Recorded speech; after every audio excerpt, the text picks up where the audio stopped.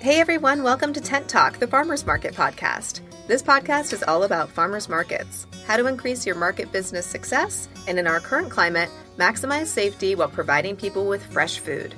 Farmers markets are essential. Whether you're a farmers market manager or a small farmer or food maker selling at farmers markets, you have found just the right podcast. Our guest this week is Kathy Newsom, Market Coordinator for the Corner Farmers Market in Greensboro, North Carolina, about balancing market budgets with fundraising programs. I'm one of your hosts, Bridget Myers. I'm a longtime Farmers Market Manager, Vendor 101 co-teacher, and Education Coordinator at Farmers Market Pros. And I'm Kat Fields-White, Director of San Diego Markets, still an active Farmers Market Manager at the Little Italy Mercado, founder of Farmers Market Pros, and host of Intense, the Farmers Market Conference, and the Farmers Market Pros community. And I'm Justine Marzoni-Mead, Tent Talk producer and marketing director for Farmers Market Pros. Today's episode of Tent Talk, the Farmers Market podcast, is supported by What's Good. Creating pre-order and online pickup systems can add to your market income and help deal with changing protocols. What's Good makes that easier with a simple-to-navigate platform that easily connects shoppers with your farmers, food purveyors, and your market. To set up your farmers market for online ordering success, visit sourcewhatsgood.com or click on their logo on the resource page at farmersmarketpros.com. Welcome back to Tent Talk. Today we're speaking with Kathy Newsom, Market Coordinator for the Corner Farmers Market in Greensboro, North Carolina, about innovative ways to gain financial support from your fans, vendors and followers, and local businesses. Welcome, Kathy.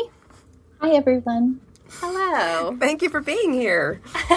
Thank you so much for joining us, taking the time to come on Tent Talk. We're pleased to have you. Yes. Well, Really? this is a great resource. It can be kind of lonely to be a farmer's market manager. You feel like you're kind of inventing the wheel yourself every time. So it's nice to know that there's a network that folks can tap into for advice. Exactly. Isn't that the truth? I mean, that's pretty much why we started it, because we felt like nobody understands me. We're so lonely. Will anyone ever understand? Yeah. And then we're like, hey, wait a minute. All these other people understand. And it's amazing. It's no matter where you are, not just in the U.S., but in the world, you can talk to other farmers market managers and find out that they've got exactly the same issues and exactly the same multitasking list of things that they have to keep track of at any given moment. So, yeah. It's good to find your village. And it's weird even if the regulations are different in every state or every county or every country, the problems are still the same. Like, the core issues. can dogs come to the market or, you know. I know when we go to France and talk to the market managers there, they're like, oh yeah, this vendor didn't bring their poles for their tent, and we don't know where to put this table, or this new construction's happening. We have to move things around. I'm like, oh, it's the same issues everywhere. Yeah. It's very bonding. Yeah. It's a bonding experience. Yeah, for sure. Yeah. Awesome. So, Kathy, we just want to get started by hearing your background. How did you end up running the Corner Farmers Market? What led you there? I was working in advertising and as a PR executive, and I left that job to when my second child was born and began homeschooling my fourth grader. And we were really trying to develop a community-based curriculum. And so we spent a lot of time just out in the neighborhood. And one day I saw some farmers selling out of the back of their trucks with little tents at our pizza place up the street. And so I started talking to them, and they're like, we're willing to do this every Saturday. And I'm like, there's nobody buying stuff. So I was like, how can we help? And so the kids and I just started bringing crafts and, book swaps, setting up book swaps, and just trying to get our neighbors to come to the market. And, 10 years later, that's turned into running a market with about 35 vendors every week. We've maxed out the parking lot, and now I'm paid for my work as the manager. So I do a little bit more than set up paint and finger paints and things now. But, but that's how it started. And I think that, so many of us fall into this just because we love farmers markets or love our community. So it's probably a pretty familiar story to most people. It's Yeah. amazing how often those actions we take that are self-serving, I want to shop at a farmer's market, turn out to have benefit for the wide world around us. So it's wonderful. So you're still at the pizza parlor. We are, yeah. That connection began because the owner of the pizza place tries to purchase all local ingredients. And so these were farmers that he was already buying from. And he said, you guys deliver on Saturday morning. Why don't you just sell stuff out of the back of your trucks? And they took him up on it. And now, he's got a lot full of, us crazy farmers and vendors out there every week. But I think it's served both sides well and the community really well. So That's great. That pizza guy's kind of my hero. I love go him. check him out. yeah, I want to it's get pretty some great. pizza. Yeah, So- and it's free for us, so that's really nice. Oh, that's good. fantastic. That's always nice. Yeah. So you said at first you were just trying to get people to show up. I think that's a very common, pain point for new markets of getting that word out there, getting people to come. Did you use any of your advertising background or PR background to get the word out, or how did you kind of get your community involved when it was just beginning? We weren't really that adept with things like, Facebook, I don't even think was a thing 10 years ago. So my kids actually, we homeschooled, and they wrote this neighborhood newsletter, and we actually delivered these, like flyers to everybody's house. And a lot of it was just super self-serving, like come out to the farmer's market and do this thing with us. And we would write profiles about the farmers and stuff like that. So, we really started in a cut and paste kind of way doing our marketing. And, a lot of that still goes on, with us, because my computer skills are not that great. And, it's really nice. I'm kind of a DIY kind of person, but I've turned into, if there's somebody you can hire to do it for you, we do. And so we really take advantage now of, Facebook and Instagram. And I have vendors that volunteer because they're really good at that. So it's really nice to have those things, because we rely pretty heavily, especially now, on social media. Mm-hmm. Yeah, absolutely. Did you have to go to any kind of a remote program when COVID got started? When you say you rely more on being online now, did you do online ordering and that kind of thing? Well, right away, we kind of realized the magnitude of the situation that we were getting into, and all of us were 100% committed to not closing down. And so one of the things that we knew right away was we needed to offer a drive-through service. So initially, we started that with a list of, phone numbers, contact information for each farmer. The customer would contact the farmer directly, and the farmer would fill the order and take the credit card over the phone and all that. And I think a lot of farmers markets still do it that way. But like I say, if there's somebody that's figured it out, we'll definitely, pay for the service. So we actually started using What's Good. I know they're the sponsor today, but it's not planned. Totally unplanned. Yeah. But I am a super big fan, because it was so complicated to do it the way we were doing it. There's just no paper trail, and What's Good is really good at organizing a website for you. The customer can buy from lots of different vendors. So even the really small vendors are getting orders, and it prints out the order for you. And, you can print out a collated order, and we're doing, 100 or so orders still each week, and it runs really smoothly with that service. And our customers are really happy with it, which is important thing too. That's great. That is great. Yeah, That's 100 plus awesome. orders a week. That's good. Even now, as things are lightening up a little bit, or do you feel like they're lightening up? Early on, when our state had like lockdowns, like stay-at-home orders, you could only leave your house, for sustenance. We were at like 350 orders a week. But that, has trickled down. People are, now we don't even have a mask mandate as of this weekend. So things are starting to ease up some, and it'll be interesting to see what that does to, I almost think that our online sales will go up, because if more people are unmasked, I think more people will be uncomfortable. But we'll see. It's a good service to have, and I think it'll be something that we'll try to do long term at our market. Cool. That's great. That's what I've been wondering, if people are going to keep those. Some markets are going to keep those online ordering systems, even beyond when states start lifting all these things, because people will still feel unsafe, or they'll just, feel like that's a better option for them. Yeah, or just their lifestyle now. Yeah. So it's nice to have options now. Can you tell us about what is the People's Market?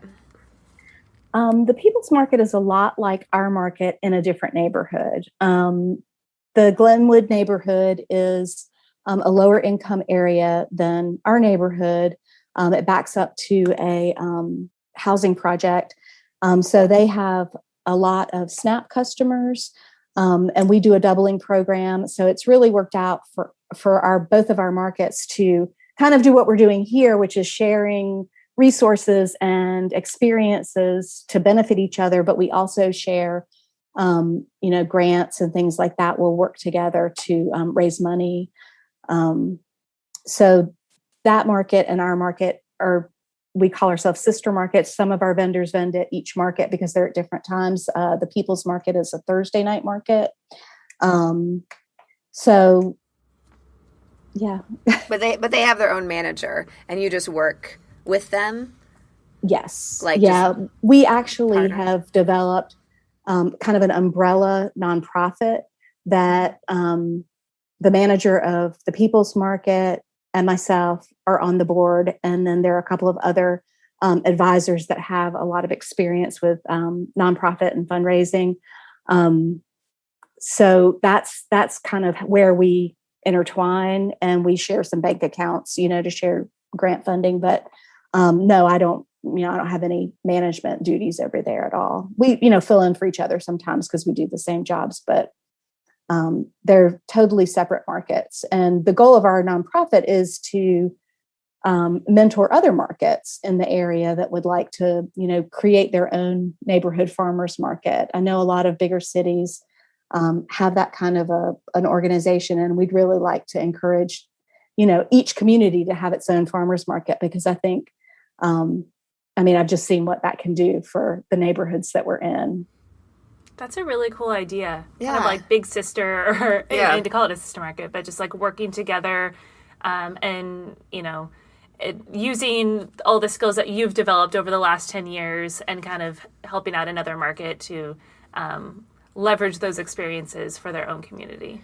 It is a really good idea, and I think you're kind of discounting how special you are, because when you say a lot of communities have that, surprisingly few communities have that, actually, where you'll have an established market that mentors and kind of nurtures markets in neighboring communities. So I'm impressed by what you're doing. Mm-hmm. Well, it's working out really well. And as we all know, it's really nice to have somebody to, say, hey, what are you guys doing about the mask mandate? Or, do you have extra tents that we can borrow this week? It's just nice to have, friends nearby that are going through the same stuff you are. Yeah, absolutely. I think we were talking a while ago about how we're all trauma bonded now, but we've discovered way deeper relationships going through this last year of really sort of exciting times. But I think then we're easing back to what's the transition going to look like. And long term, we've all got a lot of common goals and common issues. And it's great to have this community have sort of built up during this rough time that will extend. I can't see it ending at this point. Everybody's relying on each other so much. Yeah. And I'm sure that you hear this too. I have people, for a long time, the only time I left the house was to go manage the farmers market. And a lot of our customers said, we really look forward to Saturday because our kids aren't in school. They never see anybody except for to come to the farmers market. And so, we became a really something that they look forward to, and an important connection for the whole family. So, I think we were that, but we weren't the only thing that people had before this. And now it's, I think, people have got a new appreciation for the community that exists around a market. Yeah, I really think so too. I mean, we've heard comments from people, especially back when we first were doing this under very constricted protocols. But we would have customers turn up and say, this is the one little slice of normal in my life right now. Thank you for being here. So, yeah, and they feel safe coming, and it just feels like, a good place to be during an uncertain time. So. Safe way to shop. Yep.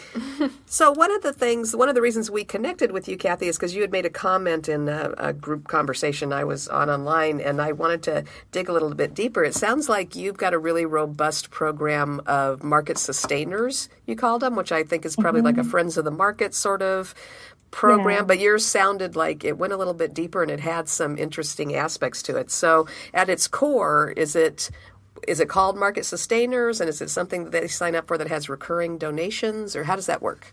We do use the word sustenance and sustainers, but it is exactly that. Friends of the market, supporters of the market. It's what NPR asks you to be every year, and folks will sign up. I mean, we've got mostly customers, but we also have vendors that sign on to give a small donation. And, that's, over $1,000 a month that, goes to pay for our corner pickup service and, goes towards, because we pay everybody. I mean, a lot of farmers markets, a lot of people volunteer to come out to the farmers market, but during a pandemic, we were, we really felt like that we should be paying people. So initially we had all these grants and, COVID relief funds, and those have kind of dried up, but our community has really come through for us, giving that, $10 a month or $20 a month, whatever it is, has become a really important source of income to cover us, as we move into the next, who knows what, but to keep these programs alive that people are starting to really like. Do you use some of that money to fund operations for the pre-order and pickup systems? Because I'm wondering, as markets look at keeping those going, how they afford them, because you need the extra staff to manage that. The real cost is staff. You're right, and we pay well. I think that's just really important, it's kind of who we are as a market. And so it's not cheap, it's not cheap to run with the staff. And we've always got 2 people, and they can manage the tent. Having this really great aggregation system, what's good, it's very manageable with 2 people right now. And so, our sustainer program definitely is covering that, and some more actually, because we have some staff. The market is right across the street from the corner pickup, and we've got some extra staff helping out with COVID regulations and offering people masks and things like that. So we're able to pay all those folks, which is really a big help. Yeah, that's wonderful. That's awesome. And I think I heard that you have some local businesses that match sustainer donations or special fundraisers. That is a really, we found that is a really great way to encourage folks to sign up.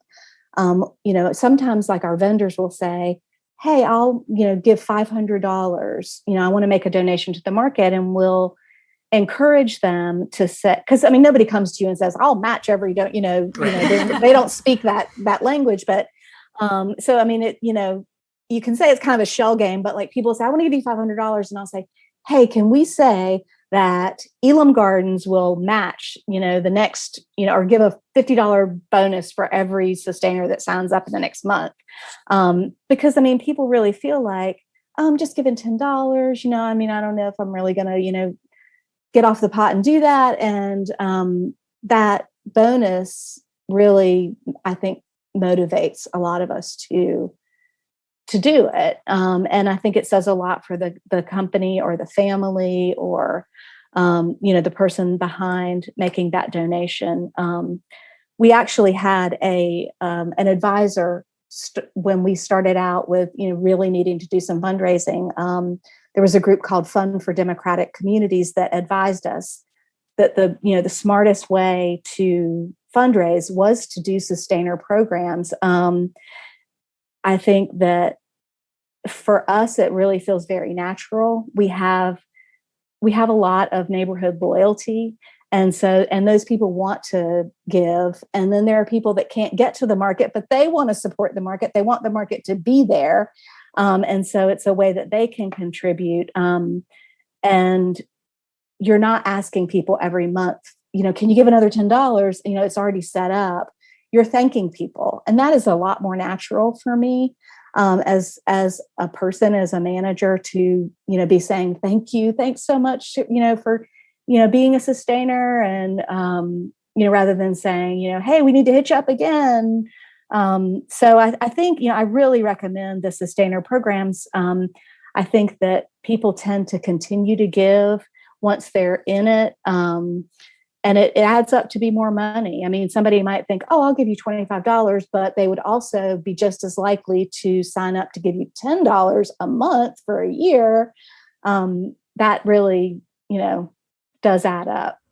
Yeah, absolutely. Do you, when you're thanking people, you had mentioned you're like NPR with the donation program. So do you send them a cup or a tote bag or anything? We've had things, and one really fun thing that we did, there's a local screen printer that had a mobile screen printing set up, and he came on site, and we were doing a sustainer drive, and everybody that signed up could pick out their t-shirt, and he would screen print it right there with the farmers market logo. And so doing kind of an event with a gift like that was really fun. I don't really like it when, I give money and then they give me something that seems like they're spending my money on, a stuffed panda, World Wildlife Fund. And they're shipping it to you. Yeah. And it comes in like a big plastic bag. Yeah. Yeah, exactly. So, we kind of try to stay away from too much of that. I mean, we gave out masks with our logo, but it wasn't really tied to a gift for a donation necessarily. Oh, that's good.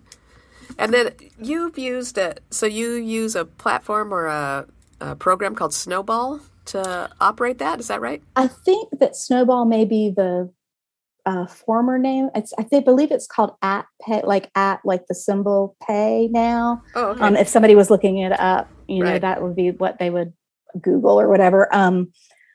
But yeah, I mean, it's kind of like using, a platform for your, online ordering. I mean, it's not free, but it's worth it to, they take a 6% cut, but I mean, they're running the credit card, they're billing the person every month, they're handling the tax information. I can just print off, how much this person gave, or they can access that information themselves, which is super nice. That's great. That's helpful. Yeah. Mm-hmm. Yeah.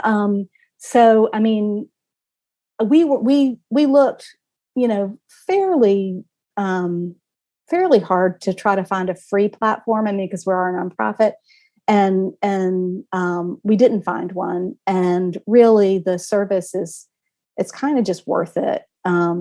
So even if you have to pay for it, I think that it's worth using a platform like that. Yeah, that makes complete sense to me. Mm-hmm. It's you let people do what they're good at. Yeah. Yeah. I mean, take my job, please. Yeah. Right. Yeah. We're market managers. We're not like good at bill collecting and tax paperwork and things like that. So just shaking people down every month for $10. Yeah. Right. Exactly. No, it's such a good more idea. Important things to do. And did you tell us in that chat that we were in? I wish I could remember where I met you, but about vendors doing birthday fundraisers. I want to hear more about that. That sounded fascinating. Yeah. Have you ever seen on Facebook, you can set up a fundraiser for your birthday? Right. Yeah. Uh-huh. If you're set up as a nonprofit on Facebook, people can choose you as their, birthday fundraiser. Oh, that's and so cool. It's really cool. A lot of our sustainers do it. Our vendors do it.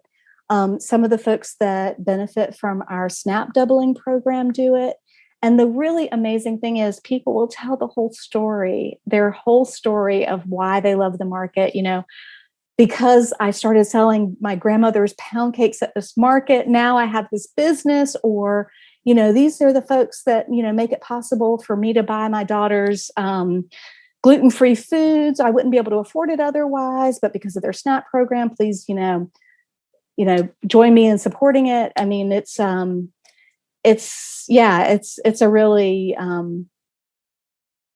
I won't say super lucrative, money-wise way, but, as far as a PR thing, I mean, it's just, usually just you get these beautiful stories. And, as when people come to you and donate, they usually have a story that is, really makes you feel good as a farmer's market manager, that you feel like you're impacting so many lives. But the birthday stories are usually pretty sweet. So, but that's how that works. It's through Facebook, and people can donate to our market, from our Facebook page, or for these other fundraisers. So we've always said, and we tell our vendors this too, when you do any kind of a fundraising or a crowdfunding kind of program to give yourself a financial boost, that you're getting so much more in terms of hearts and minds than just the money. Because once somebody's donated to you, they're attached to you, they want to tell their friends, they support you, and they're part of what's making you successful. So it has so many incremental benefits over just the donation itself. Yeah, and I think that's, something that is an important part of the Sustainer program, is the continual, thank you and recognition, because, this person's maybe giving $10 a month and it's been a year, and it's easy for them not to hear from you. And so, we'll put, their name in the newsletter, or, when a new sustainer signs up, I'll say, hey, welcome aboard, Cat White,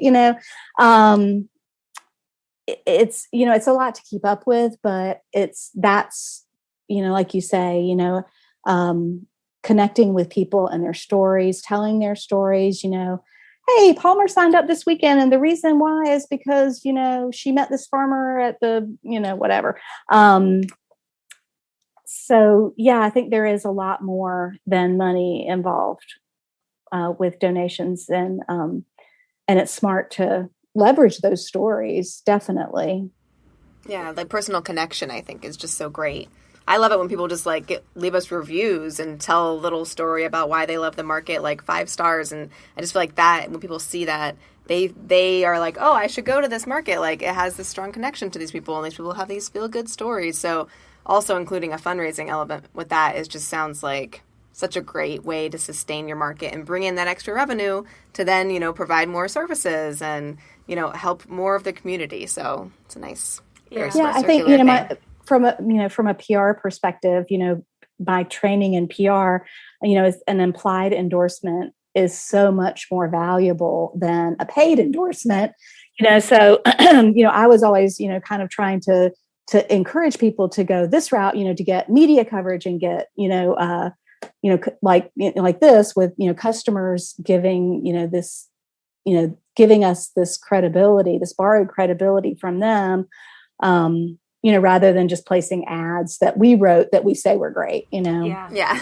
And I think that's so smart to pull in your vendors too. Because as a former vendor, I think sometimes, especially if you work a lot of markets, it's easy just to kind of get in this mindset of you show up, you work the market, you go home.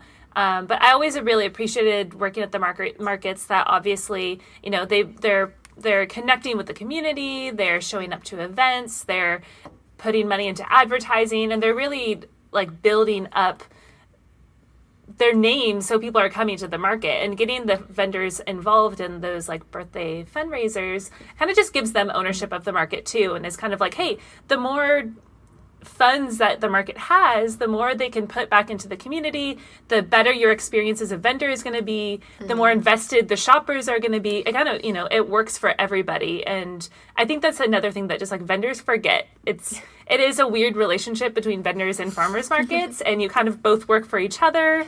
But getting them involved in that way, I think, is really, really smart. Mm-hmm. I think that's a great perspective to share. Yeah. And I think that another audience not to forget is the people that are not shopping at your farmer's market, but love your farmer's market. So many people say, oh, I love what you're doing, but I can never get there on Saturdays. Or, I see real estate agents that say, close to the corner farmers market, just walking distance from the corner farmers market. So those are the people that, I'm like, hey, well, here's a way, if you can't come spend money at the market, here's a way that you can support us. Sign on as a sustainer. And a lot of folks that are sustainers don't come to the market every week, so that's an audience you don't want to lose. Yeah. Or for us here in San Diego, the people that have timeshares or condos here, and they're here 3 weekends out of the year, but when they're here, they want to come to the Mercado. And they chose that condo or timeshare because it's close to a farmer's market. So yeah. A lot of people point. really value it, whether they're personally in the market or not. Yeah. So cool. Kathy, can you tell us, we have a little bit more time here, if you can just tell us a little bit about the Green for Greens program. Oh, that's my favorite thing. Good. We share that program with our sister market, and it's the program that doubles SNAP dollars. And what I found, we have a partnership with the university, which is right at our back door, UNCG, University of North Carolina in Greensboro. Their communication studies program has really helped us build up our Green for Greens fundraising. And one of the things that was really interesting when we were doing research is we found where I live, I can walk 6 blocks and hit a mobile home community, and I can walk 6 blocks and there's $1 million mansion. Our neighborhood is extremely economically diverse.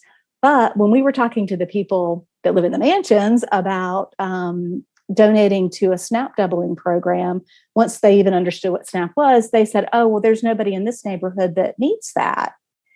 And so, being here at the heart of it, I know there are people, a lot of people, especially right now, that do need, a little help with their grocery bills. And, it feels almost like a community service to let people know who's on the other side of their neighborhood, and to create a space where those people come together.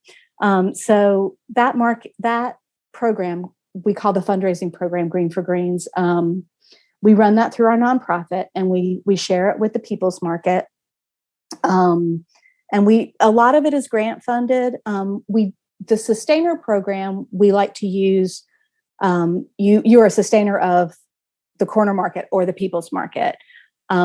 The Green for Greens program, we generally ask for donations, just straight out donations, rather than a monthly donation there. It's just because it gets kind of confusing, like, what am I giving money to?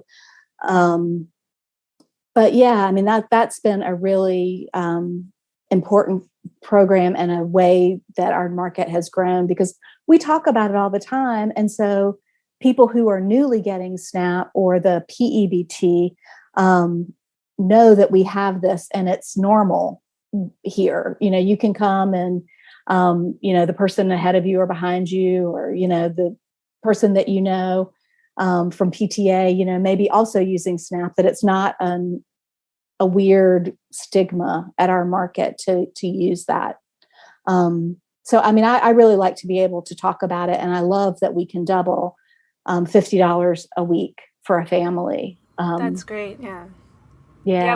We at our market, we match up to $10, which is thrilling, just to give $10 more, but $50, it could really make a huge difference in somebody's life every week. Since you share the program, do you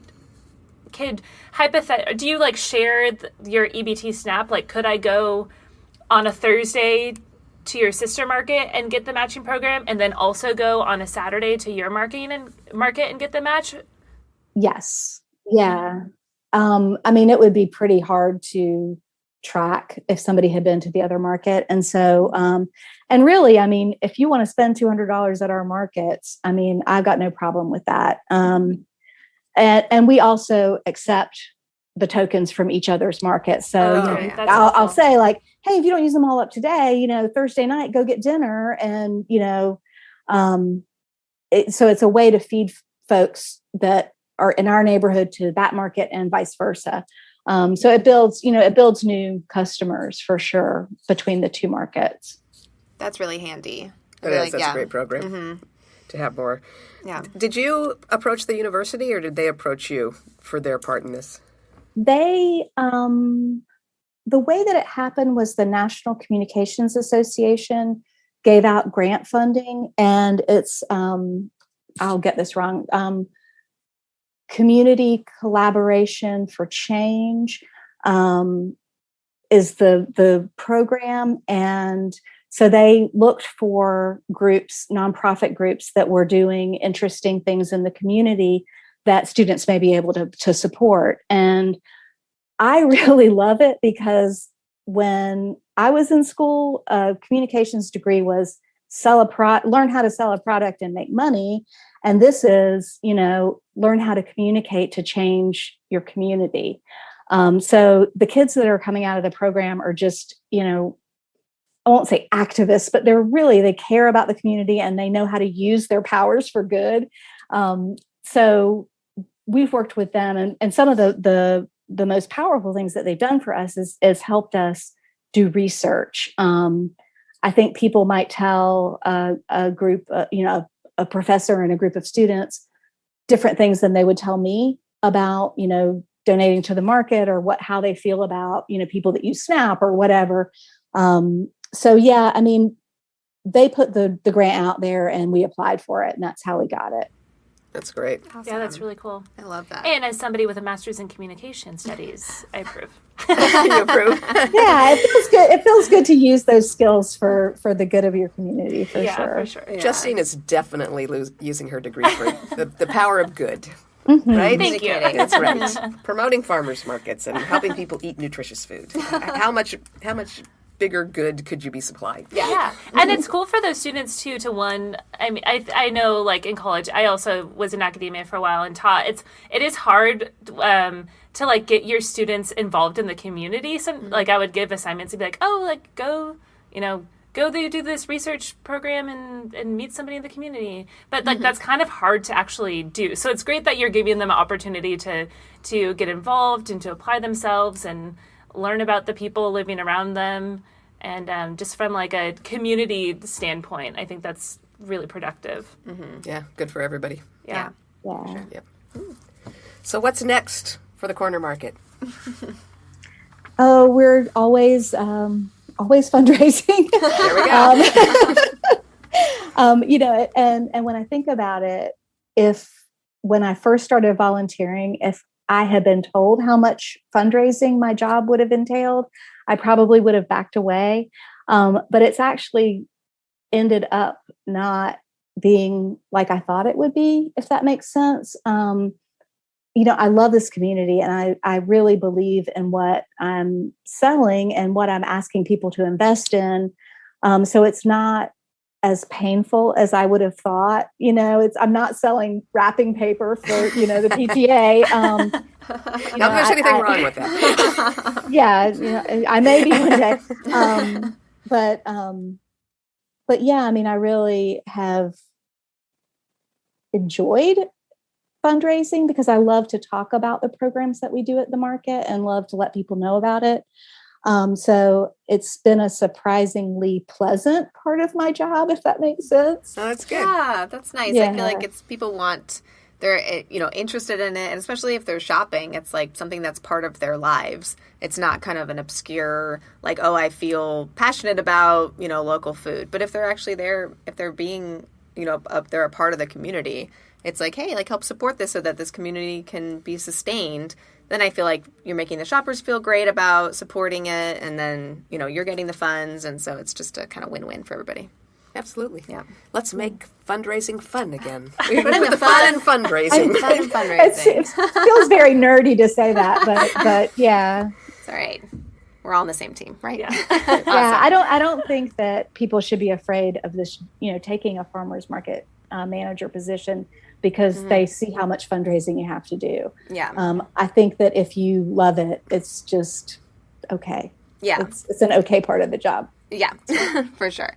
Well, Kathy, thank you so much for all of your information, I feel like, even though we've been market managers for a long time and have done a lot of dynamic things, I love speaking to market managers that are doing cool programs, and I definitely want to do some birthday fundraisers for our market because it sounds fun. Oh, yeah.